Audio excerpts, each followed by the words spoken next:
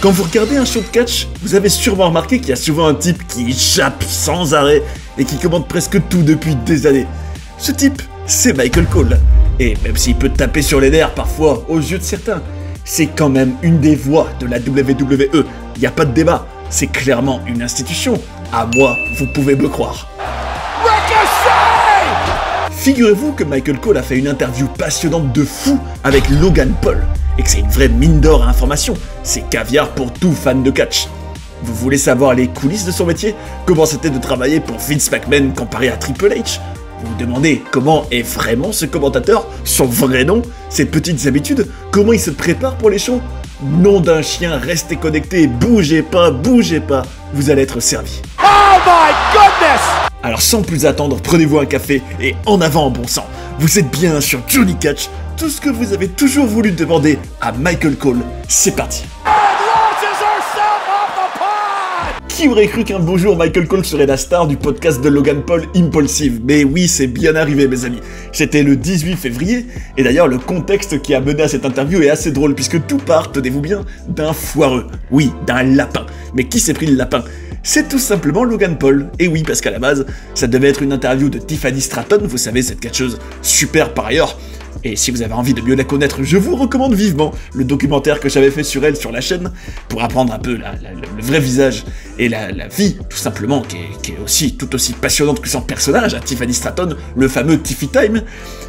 Eh bien, j'ai envie de vous dire que le Tiffy Time, c'était pas pour Logan Paul, parce que ça avait été annulé. Et d'ailleurs, anecdote marrante qu'on apprend dans ce podcast, et qui avait d'ailleurs un peu fait parler sur le web, hein. Bon, c'est pas non plus le truc, l'événement de l'année, mais a priori, Logan Paul avait parlé en coulisses avec Tiffany Stratton et lui donnait quelques conseils sur des prises, et l'officiel Michael Hayes, vous savez, cette espèce de dinosaure qui a toujours un chapeau et qui est blond, qui est d'ailleurs une des figures marquantes des coulisses de la WWE, en voyant ça, a tout de suite braillé. Ah, Logan Paul, il drague Tiffany Stratton. Et quand c'est arrivé aux oreilles de Ludwig Kaiser, vous savez, le petit ami de Tiffany Stratton dans la vraie vie, il n'était pas content.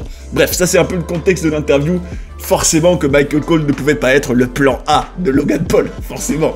C'était Tiffany Stratton. Mais bon, finalement c'est peut-être une bonne chose, parce que l'interview de Michael Cole était passionnante, je vous le dis. Alors autant, il y a des choses qui, moi, quand je les voyais en gros dans la bouche de Michael Cole et que je compare à la réalité, j'étais vraiment excédé, autant on apprend vraiment des trucs vraiment passionnants. Donc soyez prêts, on y va. Et parmi une des premières choses que Michael Cole dit, et ça, je trouvais ça quand même marquant, surtout quand tu compares à la réalité, il disait « Nous, on est un show de divertissement ». Il disait le divertissement par-dessus tout, et il disait que lui ne se considérait pas comme un commentateur de catch, mais comme un narrateur, comme un storyteller. Il disait, les prises, c'est moins important que les personnages. Il disait, et ça m'a vraiment fait bondir, il a peut-être raison, en tout cas dans sa perception, quand il croise des gens, peut-être en Amérique, dans les shows, les villes des shows, certes, mais la réalité, c'est pas ça.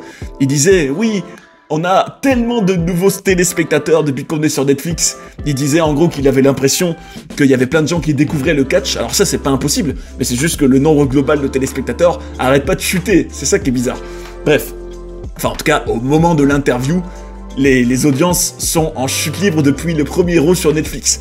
Vous savez, c'est un contexte où la WWE a fait débarquer donc le show du lundi soir sur Netflix, qui a signé un deal qui vaut des milliards de dollars. Bref. Quand je voyais Michael Cole dire que nous, le plus important, c'est le divertissement, c'est les histoires, pour moi, je suis pas là pour commenter surtout du catch, je raconte des personnages, je raconte en gros les enjeux pour chacun, on est là pour créer une connexion émotionnelle. Il disait, c'est pour ça qu'on est sur Netflix. Et je me disais, j'adore ta vision Michael, et d'ailleurs, réagissez en commentaire mes amis, est-ce que vous pensez franchement que cette vision-là se voit dans les shows? Est-ce que franchement, quand vous regardez un show, alors on va dire au moment des faits, hein, donc plutôt en février 2025, quand vous voyez ça, et que vous voyez par exemple des shows où il y a beaucoup de matchs, beaucoup de matchs, où des matchs qui s'enchaînent, et pas forcément de fil rouge, pas forcément de cliffhanger pour le Raw suivant par exemple, ou alors le SmackDown suivant, est-ce que vous avez vraiment l'impression que l'histoire, le storytelling et les personnages sont au centre des shows? Parce que quand j'entends Michael Cole dire ça, personnellement, et c'est que mon avis, ça n'engage que moi, Johnny Catch, quand je vois ça, je me dis, mais Michael Cole, tu te fous de ma gueule là. Michael, arrête tes conneries. C'est vrai, c'est n'importe quoi, c'est pas vrai. En gros, enfin, même si, évidemment, tu trouveras toujours des contre-exemples où il a parlé d'un personnage, où il a mis en avant une histoire, mais la sensation globale qu'on a, enfin, je trouve qu'en tout cas, c'est pas propre à depuis, en gros, l'ère Netflix, hein, c'est depuis un moment à la WWE. On a beaucoup plus l'impression qu'il y a un manque de continuité, qu'on raconte pas vraiment, enfin oui, on raconte une histoire le temps d'un show, et qu'après, on nous donne pas vraiment toujours des raisons de revenir. C'est d'ailleurs pour ça qu'il y a plein de téléspectateurs qui ont, en gros, arrêté de regarder après le premier Raw sur Netflix. Donc, chacun verra midi à sa porte et se fera son propre avis, certes, mais je trouve ça quand même assez étonnant que Cole soit dans la vision que, en soi, moi j'adore, hein. Le fait de dire qu'il faut une connexion émotionnelle, qu'on est là pour raconter des histoires, mais je dis, mais les gars, quand on regarde les shows, désolé, mais les histoires, il y en a pas tant que ça, hein. Enfin, justement, il y a un gros manque d'histoire, un gros manque de personnages, c'est des matchs qui s'enchaînent, mais bon, bref. En tout cas, très intéressant, je trouve, de relever le paradoxe, comme souvent d'ailleurs. C'était la même chose avec Triple H chez Logan Paul, justement, interview à retrouver sur la chaîne par ailleurs, si vous voulez la voir ou la revoir, où t'avais Triple H qui disait « Oui, nous, on doit faire comme du cinéma, on doit raconter des histoires », et que tu compares à la réalité, où c'est un manque flagrant d'histoire, justement, à part quelques exceptions, bien sûr, à part la Bloodline, à part The Rock, mais bon, ça reste maigrichon. Enfin bref, on apprend aussi pas mal de choses sur Michael Cole lui-même, et c'est vrai que j'ai des désaccords peut-être entre sa vision à lui et surtout la réalité du terrain, la réalité des shows et comment lui le vend, autant le personnage, le travailleur, l'employé de la WWE inspire le respect. Par exemple, est-ce que vous saviez qu'en 28 ans de carrière, au moment de l'interview, Michael Cole n'a raté que 3 shows? Vous vous rendez compte? 3 shows en 28 ans? C'est fou. Ah, c'est fou, c'est fou. Là, je me dis, Michael Cole, c'est vrai qu'on peut pas lui enlever que c'est un bourreau de travail. Et puis surtout, que c'est un gars, c'est vrai, il est là depuis des années et des années. Il a traversé des époques. Il a été la voix de plusieurs générations de catch. Alors autant, pour moi, le meilleur commentateur de tous les temps, c'est et ça restera toujours Jim Ross, je trouve. Mais Michael Cole, 28 ans, c'est fou, c'est fou. Et d'ailleurs, un des rares shows qu'il a loupé donc dans sa carrière, anecdote qu'il nous a révélée dans cette interview, qui est assez marquante, c'est que c'était un jour où sa femme, on devait donner un rein à sa femme, et d'ailleurs c'était le beau-frère de sa femme qui devait lui donner le rein, et à la base, elle devait recevoir le rein donc le 11 septembre 2001. Et en plus, ils vivaient dans le New Jersey, donc pas loin de New York, enfin en tout cas dans l'état de New York, et ils étaient donc dans un hôpital le jour, donc vous savez, le jour du 11 septembre 2001, le fameux jour tragique. Et d'ailleurs, ça avait donc été annulé parce que c'était la panique générale dans l'hôpital en question, et ça avait été reprogrammé un lundi, et c'est pour ça que Michael Cole a raté un de ses 3 shows. Anecdote quand même marquante. Mais bon, bref. Alors, ce qui est quand même marquant avec Michael Cole, mais bon, ça, ceux qui connaissaient un petit peu le personnage le savaient, que donc lui, à la base, ne vient pas du tout du catch, hein. C'est un type qui a commencé en faisant les infos à la radio, et qui a parcouru le monde. D'ailleurs, c'est quelque chose, et il en a parlé, qui a aussi eu son influence sur sa vie de couple, enfin sur sa femme, enfin sa relation avec sa femme, qu'il a rencontrée justement dans son travail dans les médias, que lui en gros, depuis le début de leur relation, et y compris dans le catch, il est toujours sur la route. Et c'est vrai que, je me dis, c'est quand même fort, un couple comme le sien, a priori de ce qu'il raconte à Michael Cole, qui a quand même tenu le temps et les épreuves et tout ça, malgré le fait que lui soit sur la route, toujours. Il a passé sa vie sur la route en fait, et il adore ça. Bref, un truc qu'il a dit et qui est vraiment marquant, un des grands thèmes, vous savez, un des fils rouges dans cette interview, c'est le changement qu'il y a eu sous Triple H. Parce que comme vous le savez sans doute, à partir du moment où Vince McMahon, l'ancien patron de la WWE, a été embourbé dans des problèmes à gogo en tout genre, et pas forcément les plus reluisants, voilà, vous avez compris ce que je veux dire. On va dire qu'il y a eu une vraie bascule, en réalité, depuis, en gros, la prise de pouvoir, en tout cas au domaine créatif, de Triple H, y compris dans les commentaires, tout a changé pour Michael Cole, et il a clairement fait comprendre, hein, mais il l'a même dit explicitement, qu'il est complètement différent maintenant que c'est sous Triple H. Et c'est intéressant de comparer l'avant et l'après Vince McMahon. Par exemple, on apprend que sous Triple H, Michael Cole se sent bien plus important.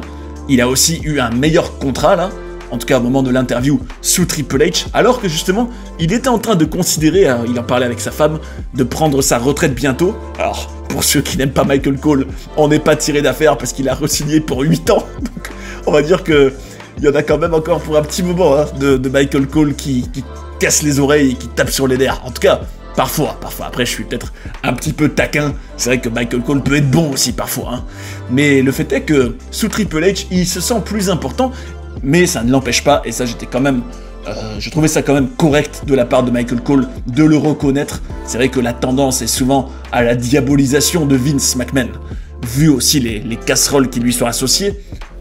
Voilà, on va dire que il y en a pas mal qui ne se sentent pas gênés pour, en gros, tirer sur l'ambulance et dire du mal de Vince McMahon, alors que, quoi qu'on pense de lui, sans lui, la WWE ne serait pas ce qu'elle est, et sans lui, même le catch ne serait pas ce qu'il est, les fans de catch ne seraient peut-être pas fans de catch, justement. Donc, je trouvais ça quand même correct et respectueux de la part de Michael Cole de dire que sans Vince McMahon, il ne serait pas là, que Vince McMahon lui a tout donné, qu'il a cru en lui.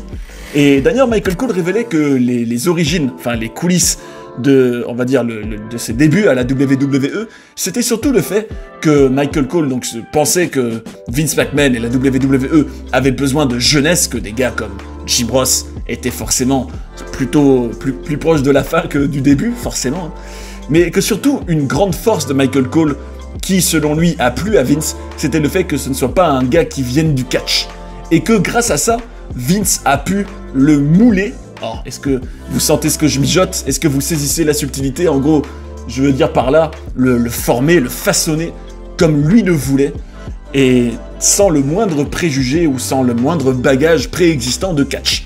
C'était ça, la grande force de Michael Cole, c'est que Vince a pu construire sa propre marionnette hein, d'un commentateur comme lui le voulait, sans qu'il y ait la moindre influence de « oui, non, mais non, dans le catch, faut être comme ci, il faut être comme ça, j'ai toujours fait comme ci », comme pourrait peut-être l'être un Jim Ross. Et donc, ça, c'est selon lui ce qui a permis à Michael Cole d'être recruté. Alors pour autant, il reconnaît aussi, et il préfère clairement l'ère Triple H pour ça, que sous Vince McMahon, Michael Cole ne pouvait pas être lui-même, qu'il était beaucoup plus contrôlé, que Vince McMahon contrôlait d'ailleurs beaucoup plus tout de manière générale, mais que sous Triple H, en gros, donc Paul Lévesque, de son vrai nom, The Game, permet bien plus de personnalité. Oh my goodness! Et donc lui permet d'être le vrai Michael Cole. D'ailleurs, est-ce que vous saviez que le vrai nom de Michael Cole, donc déjà, c'est pas du tout son vrai nom c'est Shawn Michael Coltard.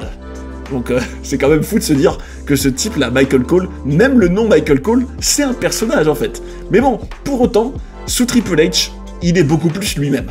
D'ailleurs, et j'aime bien la perception de Michael Cole sur ça, en tout cas la manière dont il le voit, il considère que quand il commente avec Pat McAfee, que eux deux sont tout simplement deux gars dans un bar qui regardent du catch et qui font leurs petits commentaires et qui font leurs petites réactions. Donc je trouve ça sympa, petite vision un peu authentique et simple et plutôt humaine, à échelle humaine de son métier. Mais bon, ce qui se dégage aussi beaucoup de cette interview, c'est que c'est un vrai pro, ce Michael Cole, qui prépare énormément tout, qui doit être au courant de tous les angles, enfin de toutes les storylines, de l'actualité de chaque personnage, évidemment avoir toutes les statistiques, toutes les informations sur chacun, et rien que ça, rendez-vous compte, des dizaines de catcheurs dans un roster, avoir toutes ces informations dans son cerveau, avoir des notes, etc. Tout ça, quel travail, bon sang. Mais bon, le fait est que pour revenir à cette thématique de Michael Cole, qui est bien plus lui-même sous Triple H, il a lui-même dit que jamais de la vie, sous Vince McMahon, ce serait arrivé que Michael Cole soit debout sur la table de commentateur en train de yeeter, comme il le dit. Yeeter, vous savez, yeet, Jey Uso, les entrées de Jey Uso, tout le monde yeet, dont Michael Cole. Et donc, il disait que sous Vince McMahon, ce serait jamais arrivé. Mais bon, il dit aussi que même, et d'ailleurs, c'est à se demander si c'est pas aussi quelque chose que pas mal se disent à la WWE aussi, dans la manière de raconter les histoires et la volonté de bien plus mettre l'accent sur des moments qui pourraient devenir viraux, vous savez, faire le buzz sur les réseaux sociaux. Il disait, Michael Cole, qui comprend qu'on est dans l'époque des réseaux sociaux maintenant, et que c'est clairement une grosse différence par rapport à jadis. Et que, par exemple, il remarquait que sur les réseaux sociaux, lui qui fait ses singeries, comme on pourrait dire, ça plaît en général, du moins, ça fait parler, ça fait réagir.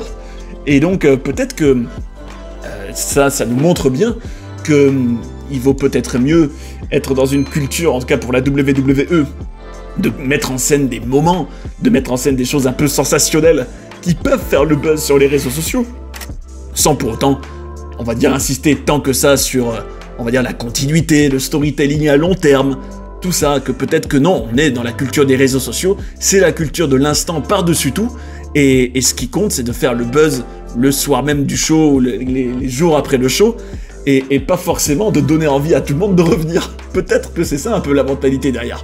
Enfin bref, en tout cas, il disait selon lui que c'est important d'avoir de la complicité, bien sûr, avec le partenaire aux commentaires. D'ailleurs, Michael Cole est vraiment ami avec Pat McAfee, hein. Ça, ils le sont dans la vraie vie. Pourtant, ça avait commencé sur de mauvaises bases parce que un jour, Pat McAfee était invité à venir commenter WrestleMania, et ce jour-là, alors Michael Cole l'a raconté, c'est une anecdote, alors elle est pas, on va dire, inédite de ce podcast avec Logan Paul, mais de la bouche de Michael Cole, c'est quand même intéressant. Il disait que Pat McAfee était arrivé ce jour-là en short, et que Michael Cole, en voyant ça, alors qu'il y avait notamment Stephanie McMahon présente, et qu'il y avait des officiels de la WWE, devant tout le monde, il a insulté Pat McAfee en lui disant « Mais nom d'un chien, comment tu peux t'habiller comme ça, c'est WrestleMania !» Et Pat McAfee était parti, il avait pris la bouche, et il voulait pas commenter, enfin il voulait pas faire. Et finalement, ils ont fini par se rabibocher et par devenir de bons amis, Michael Cole et Pat McAfee. D'ailleurs, pendant des années, Michael Cole était d'ailleurs l'homme en charge de tous les commentateurs à la WWE, il gérait tout. C'est un peu le boss des commentateurs. Ce qui est quand même assez fou, quand tu te rappelles qu'il était arrivé donc à la fin des années 90, qu'à l'époque, c'était vraiment un moins que rien, qui était régulièrement humilié. J'ai en tête par exemple les moments où The Rock lui mettait le t-shirt sur la tête et le traitait vraiment comme mais vraiment un laquais. C'est quand même fou de se dire que des années plus tard, le laquais a fait du chemin. D'ailleurs, ça pourrait être le titre de la biographie de Michael Cole, ça, hein. Le laquais a fait du chemin. Bref, je suis un peu dur. Respect à Michael Cole.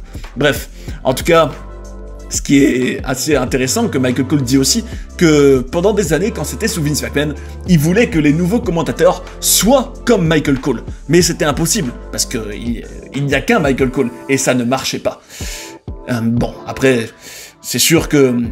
Est-ce que c'était une erreur de la part de Vince McMahon de vouloir avoir plein de marionnettes comme Michael Cole, qui font tout ce qu'ils disent, tout ce qu'il dit surtout, et qui sont, on va dire, si très malléables et qui peuvent façonner comme lui le veut? Est-ce que c'était une bonne vision de la part de Vince McMahon? Valait-il mieux pas, au contraire, préserver à tout prix les personnalités, comme Jim Ross par exemple? C'est un vrai débat, je vous invite d'ailleurs à donner votre avis en commentaire. Michael Cole d'ailleurs, à propos des commentateurs, à propos des dynamiques entre commentateurs de manière générale à travers le temps, il disait que selon lui, avoir un commentateur heel et un commentateur face, vous savez, un qui est un peu pour les méchants, un qui est pour les gentils, c'était dépassé. Il disait non mais ça sert plus à rien, les fans sont beaucoup plus sophistiqués maintenant, ça sert à rien. Pour autant, d'ailleurs il le dit lui-même, il y a quand même un Wade Barrett qui commente toujours à la WWE, qui lui est clairement un heel et qui est excellent dans ce rôle, je trouve, à mon humble avis. Donc, aussi un débat intéressant. Est-ce que comme lui le dit, c'est vrai que les fans sont beaucoup plus cultivés qu'avant, les fans sont au courant de tout, ils connaissent les tours du magicien. Donc, est-ce qu'il faut continuer à jouer le jeu de oui, lui c'est un méchant, lui c'est un gentil? C'est un débat. En tout cas, une différence notable pour Michael Cole, qui a dû quand même lui reposer le cerveau, c'est que pendant des années, Vince McMahon était dans ses oreilles, vous savez, il avait l'oreillette, et Vince McMahon lui parlait dans l'oreille, et plus maintenant, Michael Cole n'a plus personne dans l'oreillette. Enfin, en tout cas, c'est plus comme avant. Alors, Michael Cole a quand même dit, hein, et bravo à lui, de pas diaboliser, de pas enterrer Vince McMahon, on va dire, enfin, plus que... En tout cas, en restant quand même honnête et loyal, à juste titre, je trouve. Il disait que l'image, en gros, de Vince McMahon qui hurle dans ses oreilles pendant des années, que ça avait été très exagéré de la part des gens, qu'en réalité, oui, c'est déjà arrivé, comme dans toute relation. Il y a parfois des moments où ça crie, mais il disait que la plupart du temps, c'était des conseils, c'était de la critique constructive, et pas du tout lui qui hurle dans les oreilles de Michael Cole tout le temps, loin de là. Par contre, une différence qu'il y a entre McAfee et Michael Cole, c'est que McAfee, lui, ne veut rien savoir avant un show et arriver de manière totalement spontanée pour justement préserver l'authenticité de ses réactions. alors que Michael Cole, lui, doit savoir tout ce qui va se passer. En tout cas, un maximum d'informations de la part des talents avec qui il parle le jour des shows pour savoir, en gros, quels sont les angles, en gros, quelles sont les choses qui veulent faire comprendre le plus, qu'est-ce qui va se passer pour qu'ils puissent le teaser un peu, enfin, en tout cas, nous y préparer. Très, très, très intéressant, je trouve ça. Sinon, c'est marrant de voir, surtout quand tu sais qu'il a fait entre-temps 28 ans de carrière, qu'au moment où Michael Cole est arrivé à la WWE, c'était notamment à l'époque du Montreal Screwjob. Vous savez, on ne présente plus le Montreal Screwjob, un des incidents les plus controversés du catch, et qu'à cette époque, la femme de Michael Cole lui avait dit « Michael, t'as quitté CBS, donc le média où il travaillait, pour venir travailler dans un cirque qui va faire faillite dans 6 mois ?» Donc ça, la femme de Michael Cole n'était pas fan au début de la WWE. Hein. D'ailleurs, elle n'est pas une fan de catch, et quand Michael Cole quitte son travail, il ne parle jamais de catch, puisque sa femme n'est pas du tout là-dedans. Assez fou de se dire ça, qu'il y a des performeurs comme ça, comme un Michael Cole, dont la vie est évidemment très très très marquée par le catch, qui le commente, qui est une institution de la WWE, qu'il y a des types comme ça qui forcément, quand ils sont de retour dans leur vie privée, c'est comme si tout ça n'existait pas. En gros, ils en parlent pas du tout. Bref, en tout cas, il disait qu'au moment où il était arrivé à la WWE, à l'époque justement pendant l'Attitude Era, que le producteur de jadis, Kevin Dunn, qui lui aussi avait dégagé dans toutes ces histoires de nouvelle ère, on va dire, que Kevin Dunn, en gros, lui avait dit qu'il fallait qu'il apprenne le business de A à Z. Et comment il a appris le business, Michael Cole, tenez-vous bien, c'est quand même fou. Michael Cole a appris toutes les subtilités du catch en étant sur la route pour tous les house shows, donc tous les shows non télévisés, avec JBL en voiture. Vous savez, JBL, ce heel génial pendant l'époque Catch Attack. D'ailleurs, si vous avez envie de vous la refaire, allez vous mater Inside Catch Attack sur la chaîne, mes amis. Régalez-vous. Immersion en 2008, à fond, vraiment. Pour tout fan de 2008, c'est un bonheur. Enfin bref. En tout cas, JBL, quand on sait JBL que c'est un des meilleurs heels, mais que c'est aussi parfois un type qui peut être peut-être un peu tyrannique, selon certaines rumeurs, tu te dis, c'est quand même fou d'imaginer Michael Cole en voiture avec JBL tous les jours, pendant toute une époque quasiment, avec un JBL qui lui apprend tout à une condition, c'était le deal. À chaque fois qu'il faisait un trajet, Michael Cole devait faire en sorte qu'il y ait de la bière et du whisky, on va dire, à disposition dans la voiture. Puisque, on le sait, JBL et ses collègues, qui sont notamment Ron Simmons, et même l'Undertaker d'ailleurs, qui sont friands, on va dire, de toutes ces boissons. Sinon, il disait aussi que justement, si à l'époque il y avait eu des réseaux sociaux, il ne serait peut-être plus employé de la WWE, parce qu'il disait qu'aujourd'hui tout ça a bien plus d'influence, mais qu'à l'époque, 99% des fans détestaient Michael Cole, et que si en gros ça s'était vraiment beaucoup entendu sur les réseaux sociaux, il aurait peut-être pas gardé son job, ce qui est fou. Sinon, petite anecdote qu'on apprend aussi, Logan Paul faisait le yeet des années avant Jey Uso, mais bon ça c'est un détail. Sinon, Michael Cole, il disait aussi qu'il a l'impression, notamment sous Triple H et de manière générale, dans l'époque actuelle, qu'on est bien plus respectueux des commentateurs de manière générale, y compris dans le catch. Il est d'ailleurs fan de Joe Rogan, il est aussi fan de Joe Tessitore, qui lui est donc un des nouveaux commentateurs, qui est d'ailleurs le commentateur de SmackDown au moment de l'interview, qui lui vient de la boxe à la base. Il disait qu'il trouve ça génial que les commentateurs soient bien plus respectés.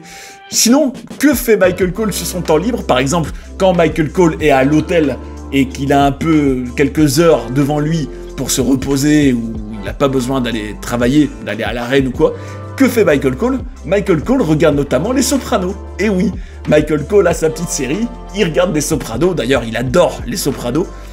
Donc c'est quand même fou, c'est quand même fou, forcément Michael Cole a aussi sa petite série préférée, ses petits goûts, ses petites habitudes.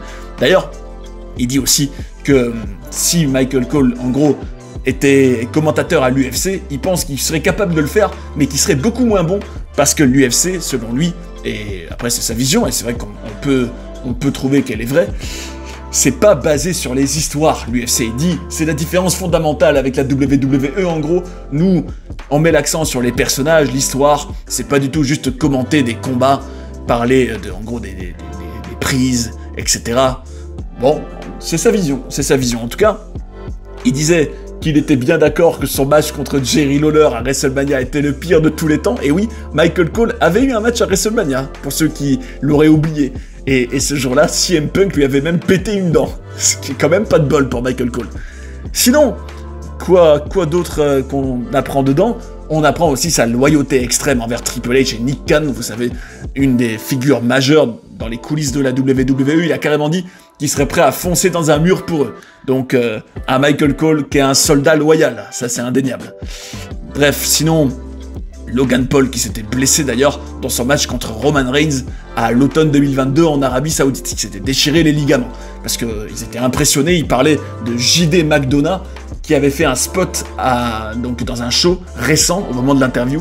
Et Michael Cole qui disait qu'il croyait vraiment que JD McDonough était mort tellement ça avait été violent. Et il disait, enfin ça a mené à une discussion vraiment pleine d'admiration et de choc entre Logan Paul et Michael Cole sur ce que les catcheurs endurent physiquement. Et cette culture, en gros, de continuer le show sans rien montrer, parfois, quand tu te blesses gravement, vraiment quelque chose, on va dire, vraiment d'admirable hein, à la WWE. Sinon, il dit aussi que sous Triple H, on écoute bien plus les idées des talents, et que les promos sont aussi bien moins scriptés, qu'avant, tout était contrôlé par Vince, les matchs, les promos, que tout était scripté, donc.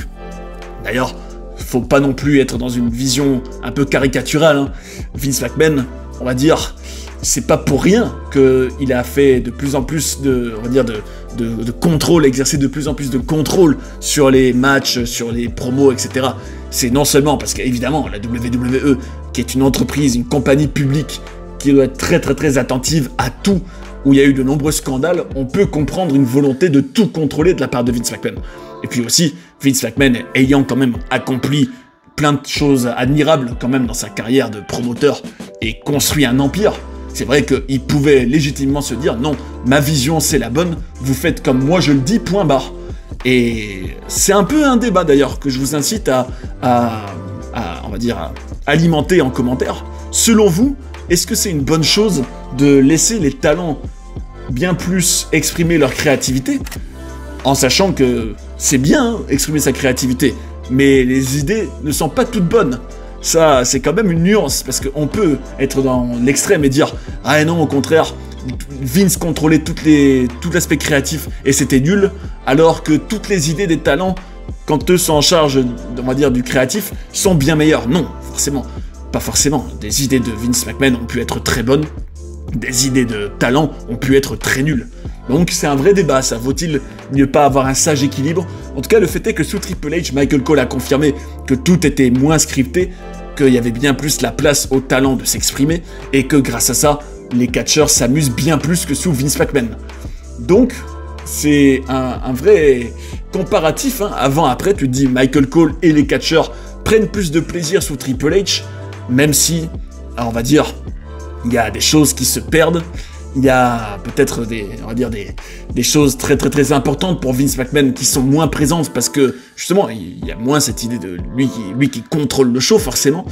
Par exemple, là sous Triple H, la compagnie veut que les talents, enfin incite même les talents à développer leur marque. En gros, par exemple, aller sur Twitch, la plateforme Twitch, en gros, se vendre, construire toute une image et se faire aimer hein, de la part des fans et capitaliser sur leur image hein, de manière générale, alors que Vince McMahon était totalement contre ça et voulait un contrôle total de tous les talents et tout appartenait à la WWE et tout passait par la WWE, point barre.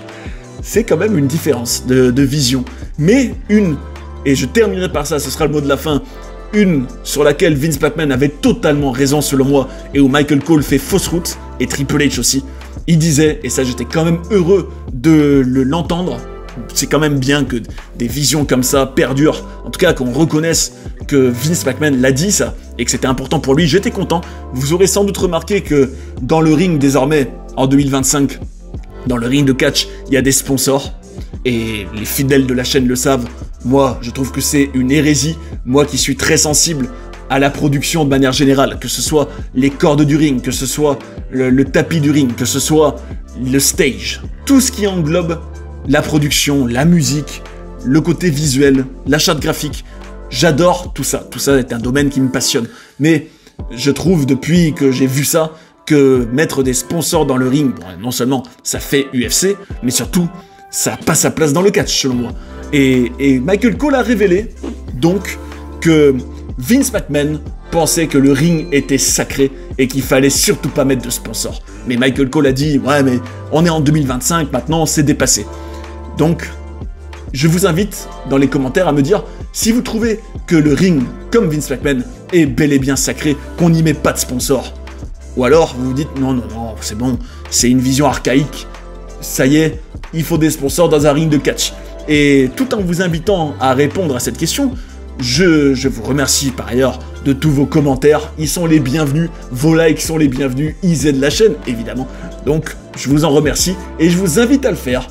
Et espérons, hein, malgré tout, que Michael Cole puisse continuer à prendre du plaisir, hein, tant mieux pour lui, c'est quand même cool pour lui qu'il puisse, on va dire, s'épanouir pleinement dans son rôle. Mais espérons quand même, malgré tout, que des valeurs importantes du catch ne se perdent pas. D'ailleurs, si vous avez envie de découvrir des documentaires sur des personnages incroyables ou d'apprendre plein de coulisses et de controverses de la WWE, j'ai tout ce qu'il vous faut ici. J'espère que vous avez passé un bon moment devant cette vidéo et je vous invite à rester sur Johnny Catch pour en voir d'autres. A tout de suite. And that's the bottom line, 'cause Stone Cold said so.